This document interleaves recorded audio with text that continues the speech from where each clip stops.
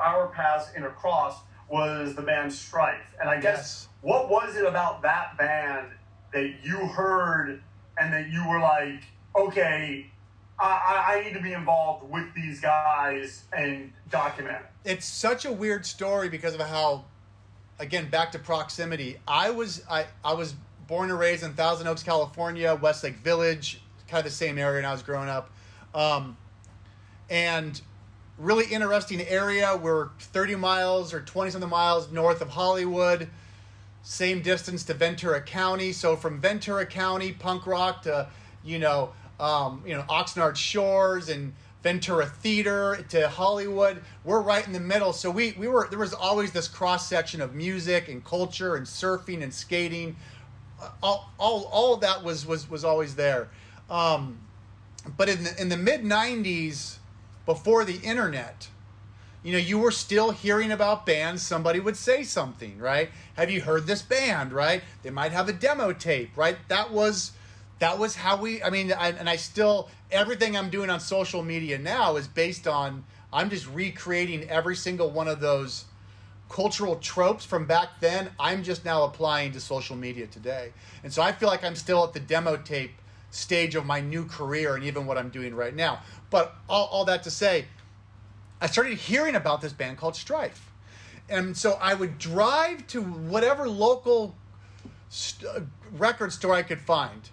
And you would ask, hey, do you have a band called Strife? And no. And then months went on. I would ask people, Strife, you hear about the band? Oh, I heard about Strife. Yeah, I heard, I think they're from Thousand Oaks. I'm like, oh my gosh, I'm what?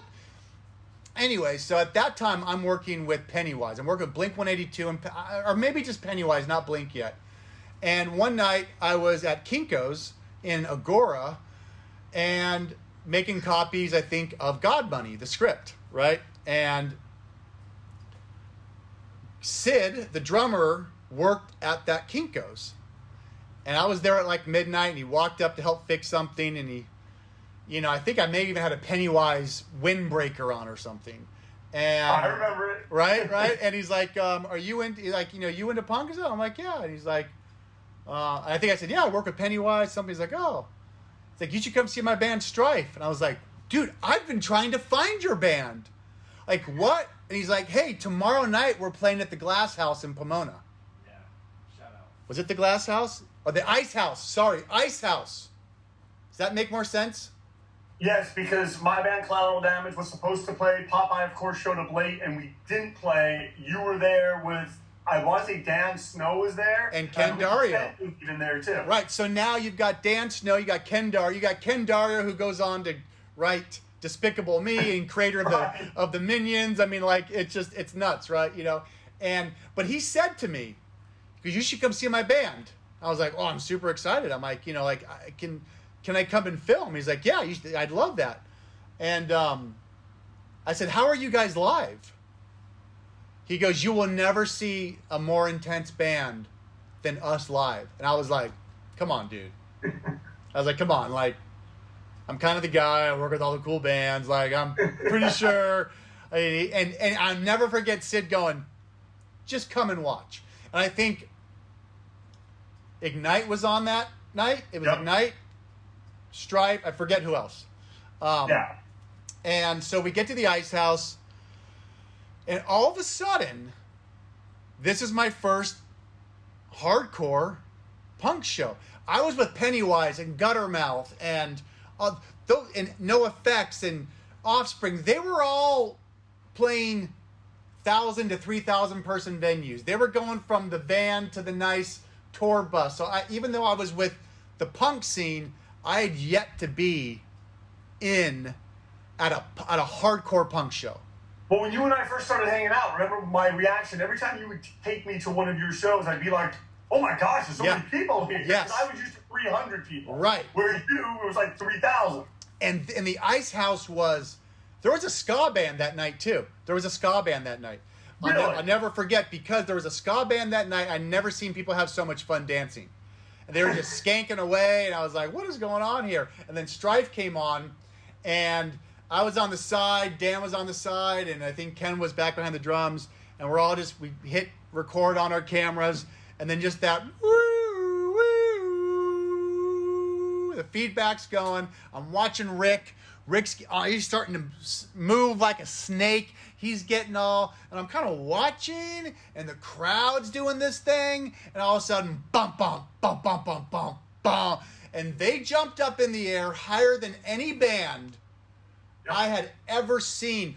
And I'll never forget, I had my camera, and I just put my camera down, and I looked at Dan, I looked at Ken, and we all looked at each other like, what is going on? And I think that just changed everything for me, because there was a new embodiment of punk, because I had seen punk bands and they would maybe do one jump and they'd get the photo. And that would be the album cover or the cover of the zine, right? Strife was the generation that grew up thinking you had to be in that position for the entire set. Right?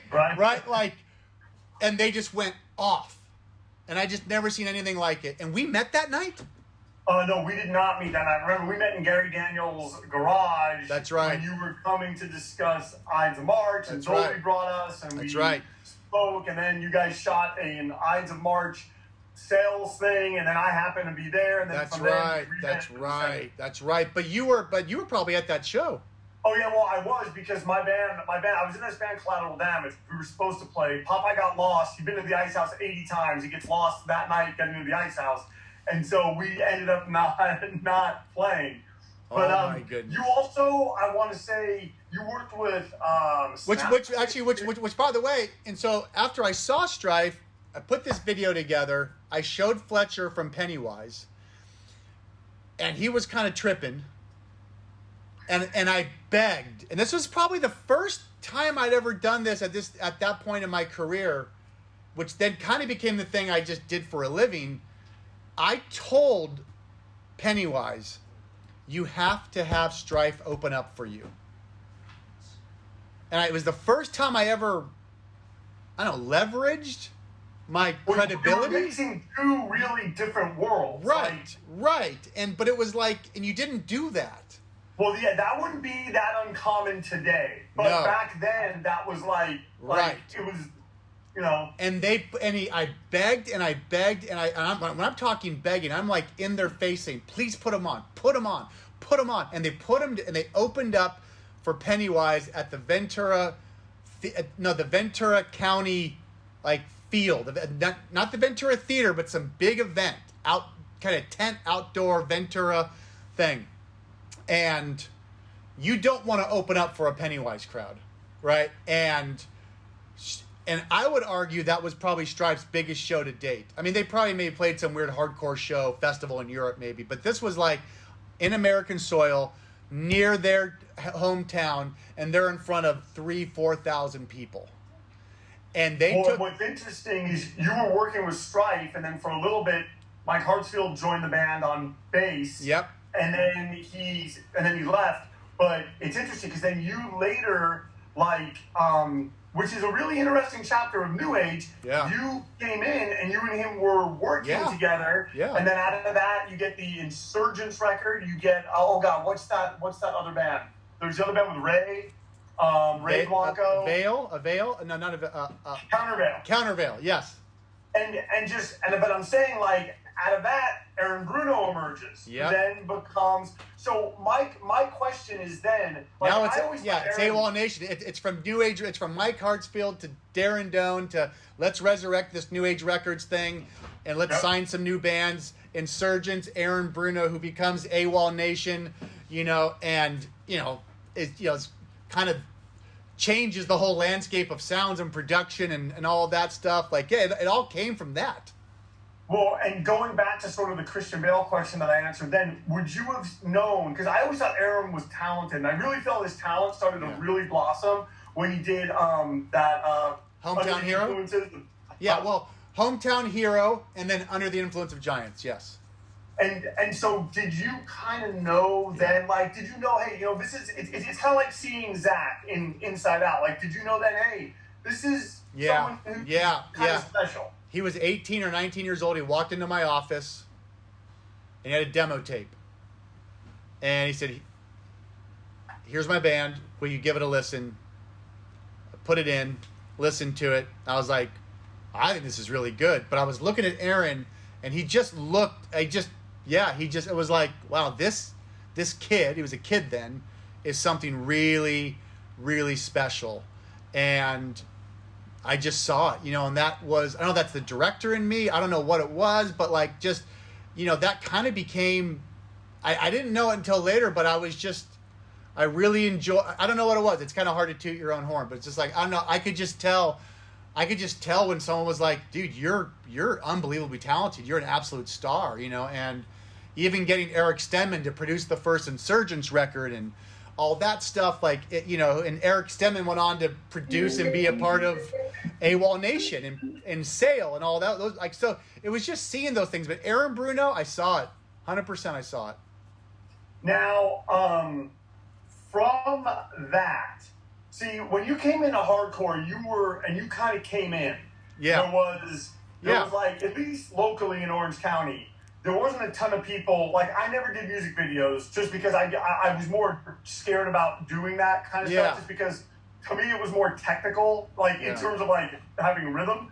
But anyway, where I'm going with this is you came in and you brought something that I think a lot of, like, the hardcore bands wanted. I think, like, Atreyu wanted it. I think, there were all, like, those victory bands, and you worked with a lot of them. Yeah. And, like, but you were always you. You were always passionate, and you always were wanting to make people like stars, like kind of like what you're doing now. Right. But my thing is that you always had that. And so would you say that kind of that, what I saw then and what I'm seeing now with what you're doing on social media, because you don't seem like you mellowed about that. You know what I mean? A lot of people, as they get older, they kind of change. If anything, you seem like you're more energized even than you were back then. Well, is that an accurate read? Absolutely, because I spent my life trying to really highlight people who I thought were rock stars, superheroes, comic book, like larger than life. When you go to a concert, you're looking up.